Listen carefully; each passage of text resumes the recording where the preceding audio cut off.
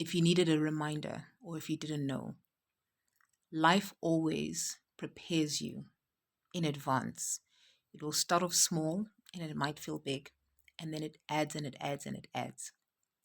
So I was mulling over something because it's a decision that I need to make, and this involves family. And, constantly when you are in confusion, it's a hidden heart. It's about being able to, it's a hidden heart conversation where the heart is saying a strong yes or no, and the head is saying a strong yes or no. All that to say, as I was reflecting on this, the question was that came to me was, does it feel light to say yes, or does it feel light to say no? Which one feels lighter? That's the first thing that you can ask yourself with whatever situation you're going through. And usually, because as soon as you receive a question, you already know the answer. Now, because of our morals and our ethics and our relationships and what society has conditioned us to believe has to be a certain way, then we go on that emotional support, those people who have been there, etc., etc. So then it starts playing on your mind. And then, as clear as day, as I was like preparing for like my night routine, and I'm like thinking, no man, this thing is easier than you know I'm making it. And perhaps this thing is actually easier than you're making it. Like, go back to the question that I said. And it took me back to the story years ago when I was still teaching Vinyasa yoga in one of the studios. My first teacher training that I did, there were two teachers. One teacher, very strict, said, be careful of making relationships with your clients and your students. It's a no-go zone. The other one was like, I do it. But the other one would sleep with her students. So, long story short is, the one who was friendly with her students is no longer not alive. And it's an energy thing, by the way. And it's a heart thing, by the way. And then I was taken to this client who was a student of mine. And we became friendly because obviously you're going to be friendly with people that you're working with, you get to know them, etc., etc. And then I started becoming friends. Now, as we developed in our friendship, obviously there was just like weird things. And then it was like, okay, of course, the energy, she came to me because she was a student. So already, okay. So it's dynamics in energy play. And it's not about title, it's just about energy play. And it's about the energy who's going to be pouring into and who's going to be taking away. Okay. Yeah. If you get it, then shop. If not, don't worry about it. And then there was a time where I was living in an Airbnb at the time, right, in Cape Town. And next thing, like the thing is, we had gotten a little bit closer. I'm trying to remember the story, like in terms of like the details. And then next thing, she's like, because obviously I was looking to move closer into Cape Town, I was staying in Claremont at the time. She's constantly busy when I need to connect with her, right? But she won't say what. She's just like, I can't connect with you. Okay, shop. Then the time she seals the deal on the house, she connects with me and she says, oh my God, I've been going through this like whole process. I bought a house. So then I was like, well, congratulations. But there was a period of certain things and conversations that we'd say that she wouldn't raise it. And there was like almost being a discreet. And the fact is, she also said that she has to be discreet about it up until she got it. Now, in my mind, friends share things, you know. So it was a little bit strange, but I also get it. We weren't friends. Basically, you know what I mean? And then she's like, well, you know what? To help me pay with the mortgage, would you consider moving in with me?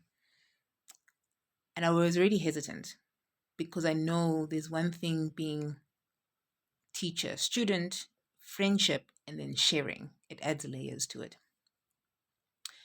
Anyways, I mulled over it. I was just like, let me think about it. But, you know, then we were talking about like rent. Sorry, the story is like going long. Good luck if you continue. And she's talking about rent and she's going to like help me with the rent and stuff like that, right? Sharp.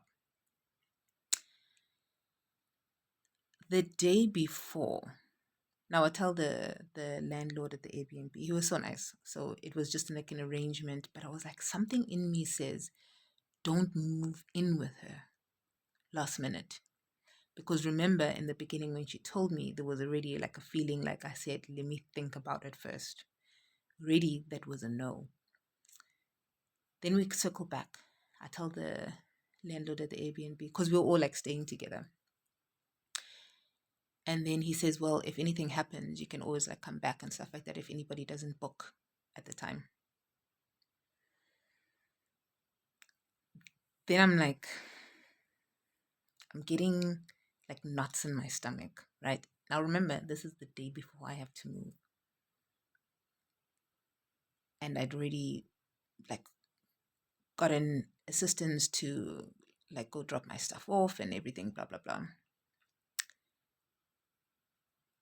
And I remember sitting just on the edge of the bed the night before, and I'm telling my mom and I'm talking to her, and I am crying. Towards the end, of course, I'm crying, and I'm just like, something in me says, don't move in. And then my words were, but I would feel bad because I've already agreed, and I wouldn't want someone to do that to me. And then I said, but I promise you that she would do it to me. Those were my words. Betrayal, that she would easily betray me. But it just wouldn't feel right to drop her last minute. And then, anyways, we were also sharing. So we were sharing with this one friend of hers, a guy friend of hers. And we were speaking about the rooms once. I have to go back. We were speaking about the rooms once. I'm not really good at the storytelling today because I'm tracking back. And as I'm tracking back, I'm remembering certain events to help me with this particular event. Do you know what I mean? So as I'm tracking back, I remember before we even like agreed, there was like a bedroom thing, and I said I would need like I would like an open bed space, and the guy was like so chilled. He was just like, yeah, we even went to the house. He was just like, yeah, no, I'm fine. You can take the main bedroom with like more light, and then I'll take the middle one. You'll take the bed. Next thing, things start changing closer to the time before I cry, right? And then she's like, yeah, but I think he's gonna need to take the bed. So sorry, I promise, I forgot, some weird thing. So I was like, okay, cool, fine, don't worry about that. No, that wasn't this part of the story. Kudos to you if you're still here. Hey, Tandindab in my language, it means you like news, gossip. Okay, so then what happened is when I went to go drop my stuff off at an apartment with a friend of mine, she was with her mom and she was acting very weird. So I already knew something was up. This is not a good idea. Then she says to me, yeah, no, I think he's going to rather take the room. Um, Something along the lines of I'd prefer it that way. So I'm like, but we agreed. Interesting. And I was like, you know what, let's just sort this out when I get back and like you back, like you sorted with your mom and everything like that. went for lunch with the friend who was helping me move. And after we finished lunch, because she also just saw the energy and the vibe was off. And then I get a message and she tells me, sorry, I can't do this anymore. Yeah. Moral of the story is towards the end, she wanted me to stay because then she was just like, I feel bad, but I just can't stay any longer. But up until you find like a place. And I was just like, I definitely cannot deal with your energy. So I packed my bags and I left. Moral of the story, there's so many morals, is listen to your energy. Listen to your gut feel because it will never get you wrong. Your head might, because your head is part of your conditioning. The what mom said, what dad said, what sister, what brother said, what uncle, what mentor said, what teacher said, all the people who you looked up to when you were a child. So the conditioning of the mind from the heart will make life heavier than it actually needs to be. Because the universe, God, source is one directional. If you think of a plug and a connector and adapter, it's just energy. It just needs a plug point and a connector, and that energy goes straight. So be careful of not listening to the energy. It was such a strong message today. And I'm just like,